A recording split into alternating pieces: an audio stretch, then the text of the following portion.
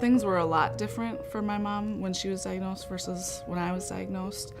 I remember her telling me that she was told that she would only have 20 years to live. So I remember her being just so upset when I was diagnosed. I think that was the scariest part, was seeing my mom crying about it and being so sad, and me not really knowing what was going on. And I think when my boys were diagnosed, then I finally understood what that felt like. I met my wife when we were 14 years old in 8th grade. We were going to a trip in Washington, D.C.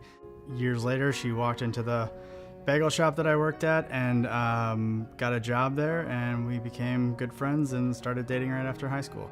When me and Megan started getting serious, I thought that was going to be something that would, she would probably be somebody I'd want to have kids with. Before we started talking about having kids, I remember talking to my doctor about it to see the chances. And they said it was 1 in 100 that I would have a baby or a child with type 1. It was the day before Lincoln's first birthday, and it was Halloween.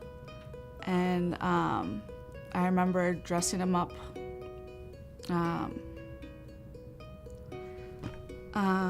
in their dragon costumes, and they were all different dragons.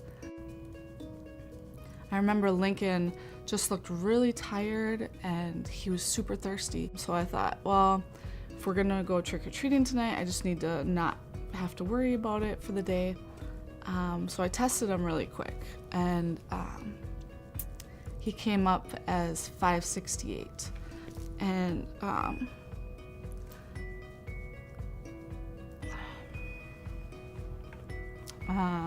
I remember testing his other hand and then both of his toes, or both feet, and they all came up 5-something. Get a call from her at work. I pick up the phone, and she's just in terror. She's crying. She's beside herself. She's just telling me that Lincoln's 500. Lincoln's 500. I just remember being heartbroken because I knew everything that was coming. It was the worst day of my life. When we were in the hospital, I remember being terrified that my other twin would get it because they're identical twins. So I think 11 weeks later, I just noticed that Leland was thirsty too. And so I tested him, and I had been testing him sporadically just to make sure. And he came up at 200. I just remember being in this tornado of, are my babies gonna be okay? I worry about, if everyone's gonna be kind to them about type 1, and if kids are gonna pick on them. I worry about them going on a bus. I worry about them starting sports. The worry just never goes away. It's always with us. It can just take something right from under you, and it can happen while you're sleeping, and it can happen while they're playing. It can happen at the most innocent of times. If you ask my boys if they want, what are they going to be when they grow up? When I grow up, I want to be a firefighter. A police officer.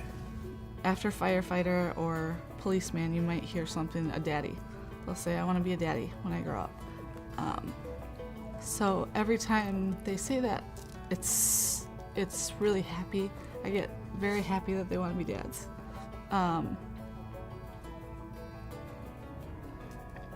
But I also really worry. I don't want them to have to go through that too. The walk is what started it for us. I remember Leland was diagnosed 2 weeks before the JDRF walk. I never could have imagined that our transition from being in the hospital and being sad and confused and scared to being surrounded by a mall full of people who are all going through the exact same thing as you, trying to accomplish the same thing that you are. JDRF is incredibly important to me because it gives us hope. It gives us support, a community of people that we need in our life. and it's gonna help us get a cure. I can't think of a better place to give your money to change somebody's life than to JDRF to help with type 1 diabetes. I think a lot about what I'm going to leave for my kids, what my legacy is going to be. And I'd really like my legacy to be a cure, to find a cure for my boys. Would you please help us?